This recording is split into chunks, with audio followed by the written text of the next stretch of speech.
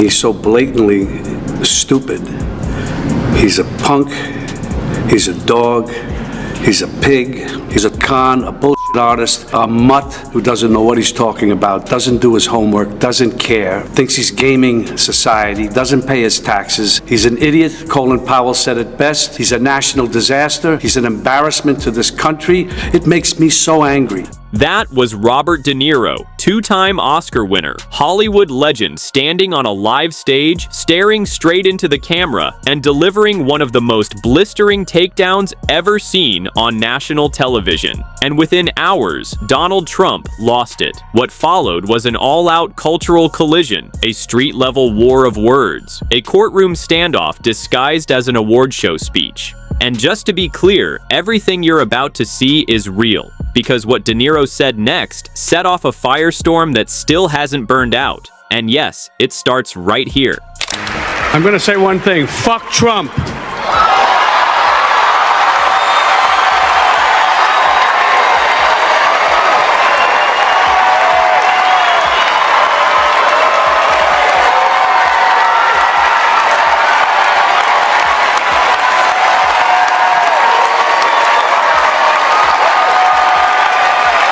It's no longer down with Trump, it's fuck Trump. On live television, Robert De Niro called out Donald Trump not with vague disapproval, but with unfiltered rage.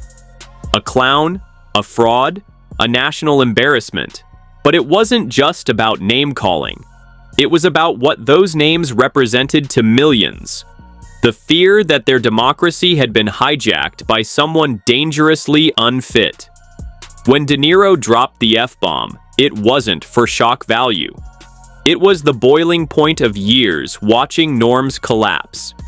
The crowd cheered not because it was bold, but because it was overdue. If you feel like De Niro is just saying out loud what many are thinking quietly, then hit subscribe right now, because what he's about to say next is going to hit even harder.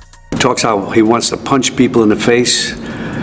Well, I'd like to punch him in the face.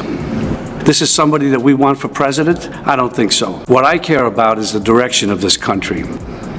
And what I'm very, very worried about is that it might go in the wrong direction with someone like Donald Trump. This wasn't Hollywood drama. It was a warning. When Robert De Niro said he wanted to punch Donald Trump, it wasn't about ego, it was about fear. Fear that the country was heading towards something dark, something un-American. And when he asked, "Is this someone we want for president?" he wasn't just challenging Trump, he was challenging everyone watching. Because for De Niro, this isn't about politics. It's about whether democracy can survive 4 more years of the chaos he's seen unfold. But I gotta say, there is a difference.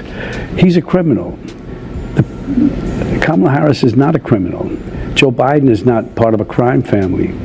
And he knows that, and I'm sure a lot of people with him know that, especially the Republicans that are supposed to defend this country and oppose him. You must have crossed. He was an idiot.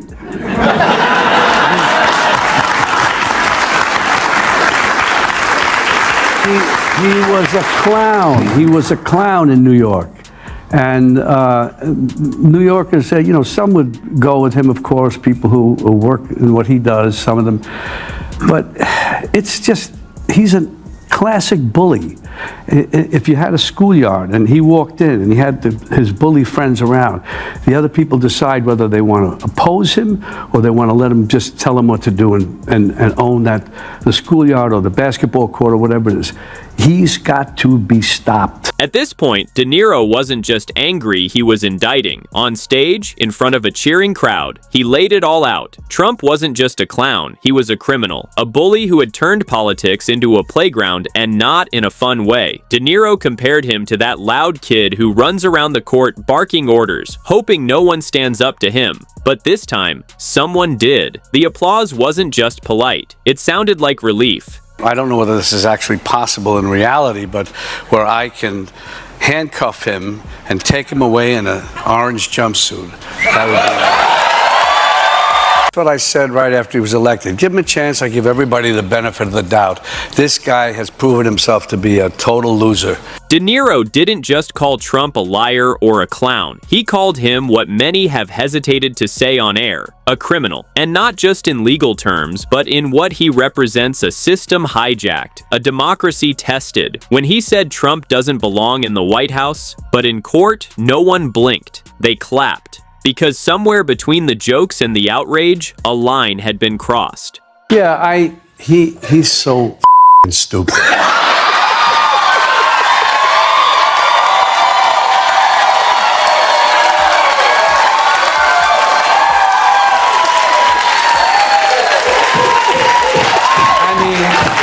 Look at the lame, inane things that he said. He's so stupid, he can't even say anything clever or smooth. He's a moron.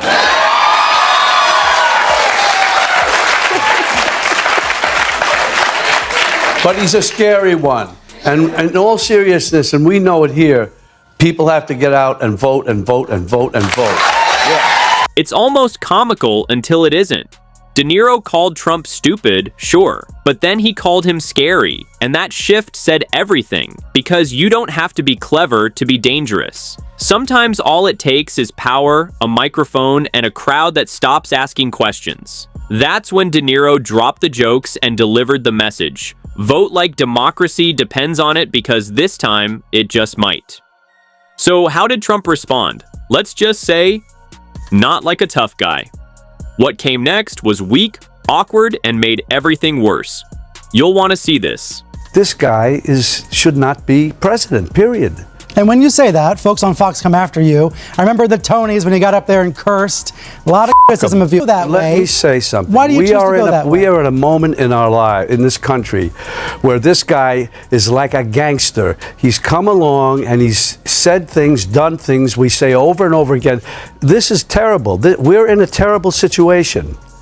We're in a terrible situation. And this guy just keeps going on and on and on without being stopped. Trump tried to clap back, calling De Niro a washed-up actor. Classic move. But De Niro wasn't even fazed.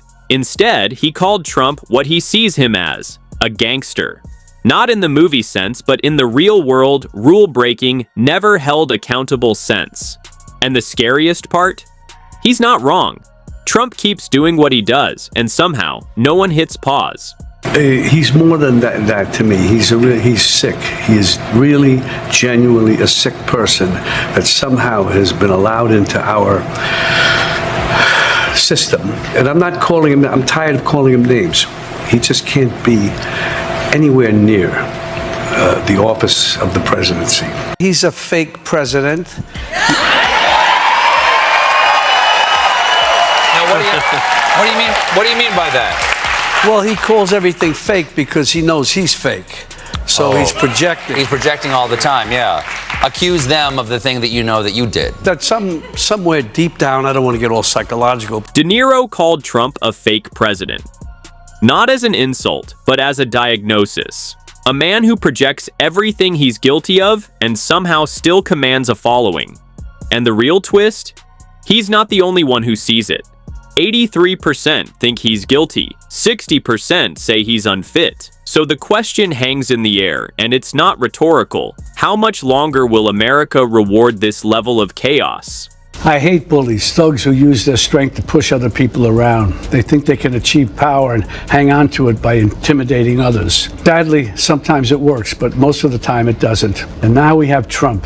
He's all that, about intimidation, retribution. He's going to prosecute. He's going to send you to jail for having an abortion. He's going to take your Medicare and Social Security away. He's going to deport you. He's going to send the military after you if you defy him. You know what this shit works on? The MAGA politicians who are afraid of losing their power. They're so afraid of him, he's got them kissing his ass. And now they're trying to intimidate us. We will not allow that. Not even for a minute. Not even for a second. We need to show them. It's one thing to be called a bully. It's another when the GOAT of gangster films says it straight to camera. De Niro wasn't acting, he was diagnosing. And the irony? Trump's whole image was built on fake toughness until a real tough guy showed up. We're in a very bad situation. there's not. I remember you and I about 5-6 years ago talking. I'm down at the Spring Studios. Something about.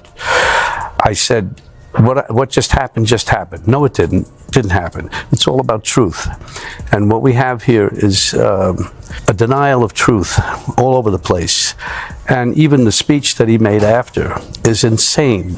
It's just insane, and I'm very, very concerned about it. I think we all are.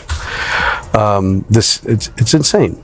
So that's why I felt I had to do something, say something about it, to go on record. De Niro didn't scream this time. He just looked around and said what millions have been thinking for years.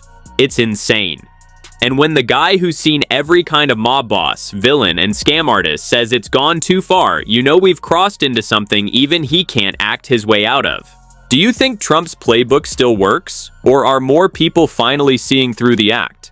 Let us know below, because what De Niro says next might hit even harder.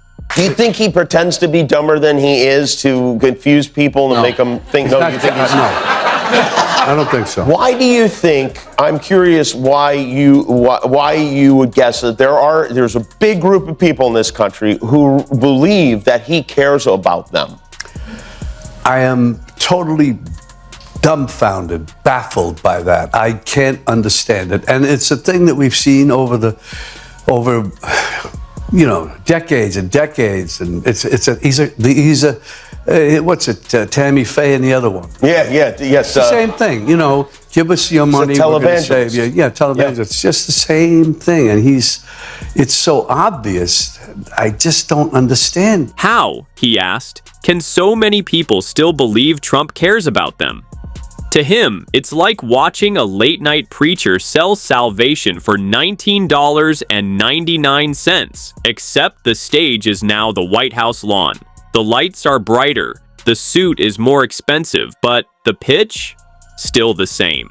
De Niro's anger wasn't just about one man. It was about a system that allowed him to rise and still protects him today. What comes next might just explain why Trump is the symptom, not the disease. Everything that follows comes straight from public interviews, official clips, and on-the-record commentary. Don't go anywhere. Well, I don't know. It's just that people like the outlaw type thing, except we have a wannabe gangster in the White House now. There are certain, even gangsters have morals, and they have a code. They have ethics. They have a code. code. Maybe not more code. A code. They have a code, and when you give somebody your word, it's your word, because that's all you have is your word. Right. Especially in that world. This guy, he doesn't even know what that means. Even De Niro had to laugh because real gangsters, he said, still have a code. Trump, not even close. 6 bankruptcies, dodging taxes, scamming students, pushing bleach during a pandemic, and somehow still walking free. De Niro's point wasn't that Trump is dangerous because he's powerful. It's because he's shameless, and that might be worse. It's funny, I was just thinking that he actually became president. He could have done good things. Instead, he had to do it all wrong. He's so, as we all know, so narcissistic and self-centered. So he's a sociopathic, psychopathic, malignant narcissist.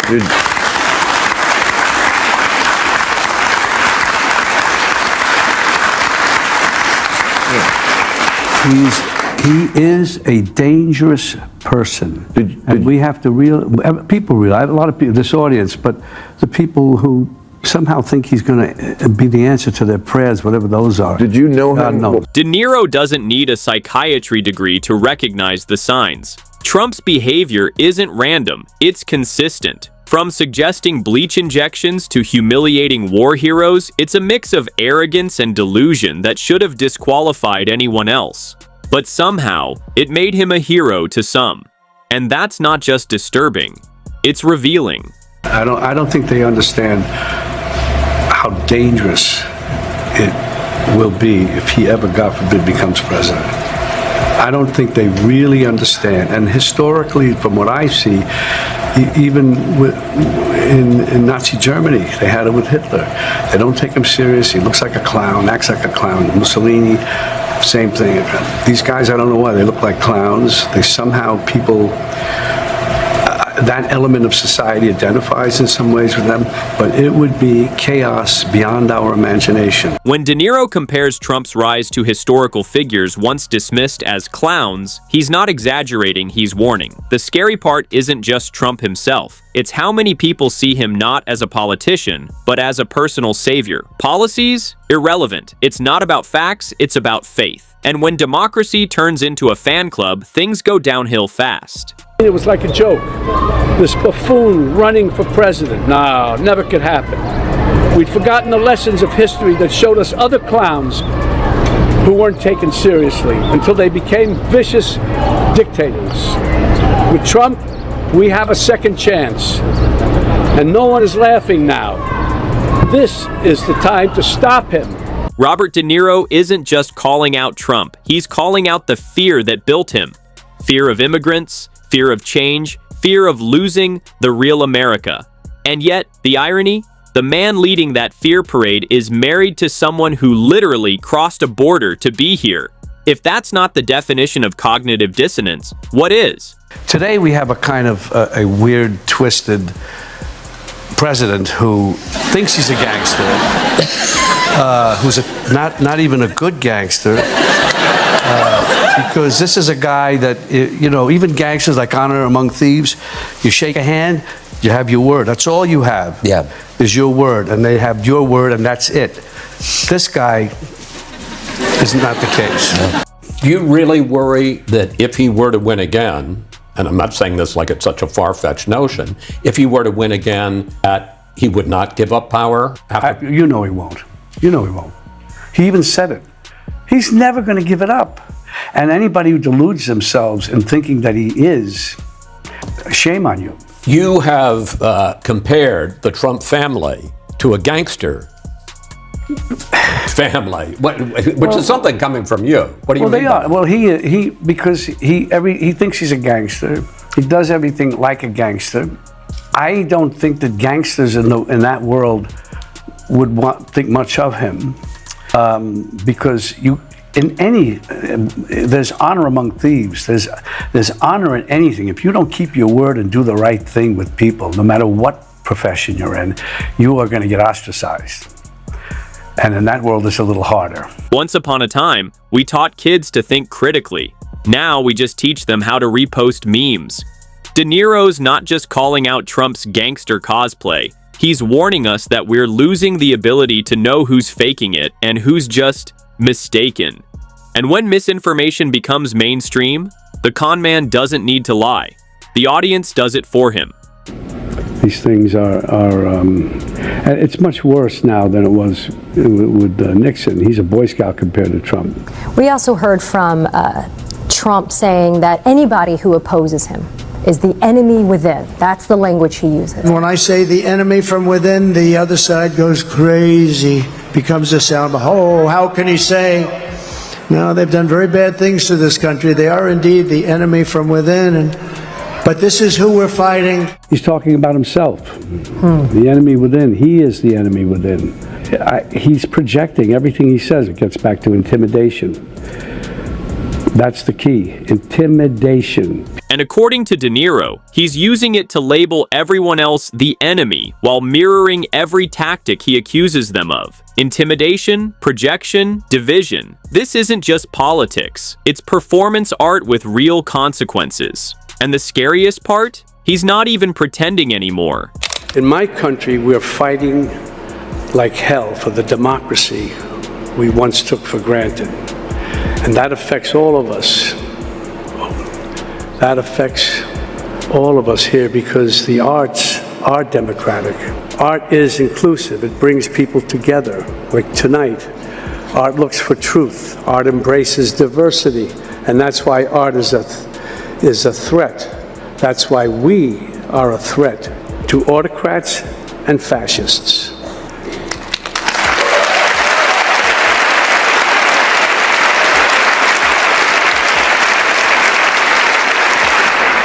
America's Philistine president has had himself appointed head of one of our premier cultural institutions.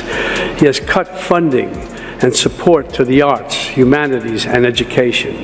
And now he has announced a 100% tariff on films produced outside the U.S.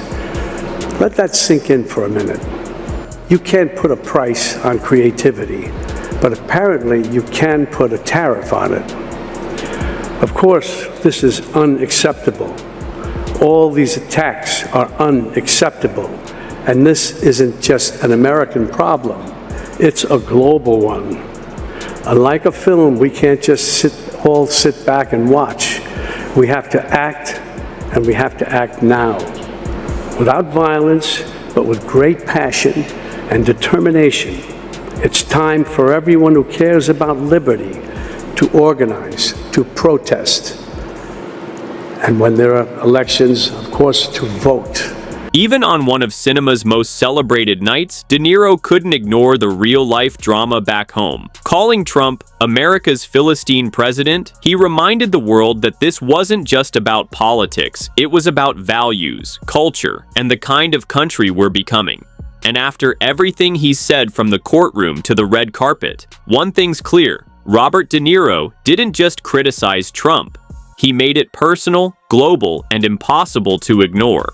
From the stage to the courtroom steps, Robert De Niro's message has been consistent and impossible to ignore. He didn't just deliver a few scathing lines, he ignited a cultural firestorm, confronting Trump as a symbol of something far bigger. Through every sharp word calling out corruption, narcissism, and moral decay, De Niro gave voice to a deeper anxiety shared by millions. That democracy isn't guaranteed, and silence is no longer an option. But, whether one agrees or not, the bigger question remains: are we listening?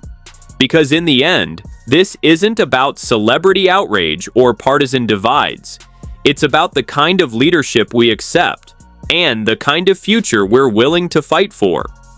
This video covers a televised segment where Robert De Niro publicly commented on Donald Trump, referencing his past actions and remarks. All content is based on verified public footage and widely reported media coverage. We strive to present the facts and public reactions accurately, without exaggeration or distortion. This video fully complies with YouTube's community guidelines and fair use policy for political commentary, analysis, and public interest. If you found this video insightful or thought-provoking, feel free to subscribe for more. Thanks for watching.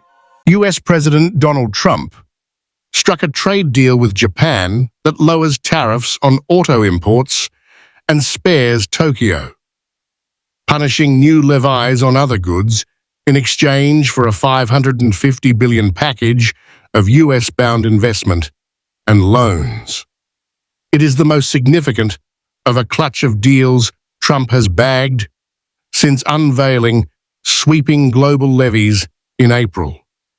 The announcement sent Japan's benchmark Nikkei stock index climbing over 3% to its highest in a year, led by stocks in automakers with Toyota 7203.T opens new tab up more than 14%, and Honda 7267.T opens new tab nearly 12%. I just signed the largest trade deal in history with Japan, Trump said on his Truth Social platform. This is a very exciting time for the United States of America, and especially for the fact that we will continue to always have a great relationship with the country of Japan, he added. Toshiba, who local media reported, will soon resign after a bruising election defeat on Sunday, hailed the deal as the lowest figure among countries that have a trade surplus with the U.S. The U.S. investment package includes loans and guarantees from Japanese government-affiliated institutions of up to $550 billion to enable Japanese firms to build resilient supply chains in key sectors like pharmaceuticals and semiconductors. Toshiba said, Japan will also increase purchases of agricultural products, such as U.S. rice, a Trump administration official said. Toshiba said The share of US rice imports may increase under its existing framework, but that the agreement did not sacrifice Japanese agriculture.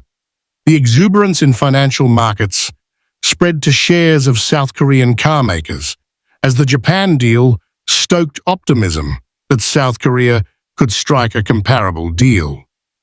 The yen firmed slightly against the dollar, while European and US equity index futures rose. But US automakers signaled their unhappiness with the deal, raising concerns about a trade regime that cuts tariffs on auto imports from Japan while leaving tariffs on imports from their plants and suppliers in Canada and Mexico at 25%.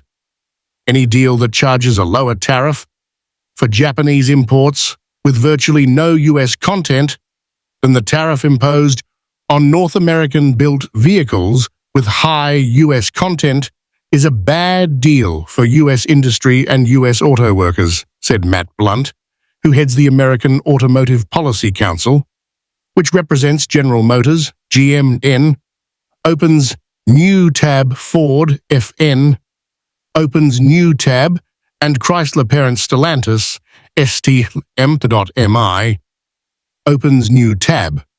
Mission complete. Autos are a huge part of US-Japan trade, but almost all of it is one way to the US from Japan, a fact that has long irked Trump. In 2024, the US imported more than $55 billion of vehicles and automotive parts, while just over $2 billion were sold into the Japanese market.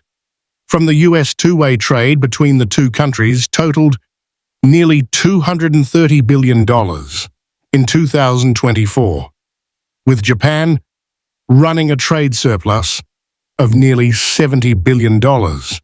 Japan is the fifth largest US trading partner in goods, US Census Bureau data show. Trump's announcement followed a meeting with Japan's top tariff negotiator, Ryosei Akazawa, at the White House on Tuesday. Mission complete, Akazawa wrote on X, later saying the deal did not include Japanese exports of steel and aluminum that are subject to a 50% tariff, nor any agreement on defense budgets. The deal was a better outcome for Japan than it potentially could have been, given Trump's earlier unilateral tariff threats, said Christina Clifton, a senior economist at the Commonwealth Bank of Australia in Sydney. Kazutaka Maeda, an economist at Meiji Yasuda Research Institute, said that with the 15% tariff rate, I expect the Japanese economy to avoid recession. Japan is the largest investor in the United States. Together with pension giant GPIF and Japanese insurers, the country has about $2 trillion invested in US markets. Besides that, Bank of Japan data shows direct Japanese investment in the United States was $1.2 trillion at the end of 2024, and Japanese direct investment flows amounted to $137 billion in North America last year. Speaking later at the White House, Trump also expressed fresh optimism that Japan would form a joint venture with Washington to support a gas pipeline in Alaska, long sought by his administration. We concluded the one deal, and now we're going to conclude another one because they're forming a joint venture with us in Alaska, as you know, for the LNG, Trump told lawmakers at the White House. They're all set to make that deal now. Trump aides are feverishly working to close trade deals ahead of an August 1st deadline that Trump has repeatedly pushed back under pressure from markets and intense lobbying by industry. By that date, countries are set to face steep new tariffs beyond those Trump has already imposed since taking office in January. Trump has announced framework agreements with Britain, Vietnam, Indonesia, and paused a tit-for-tat tariff battle with China. Details are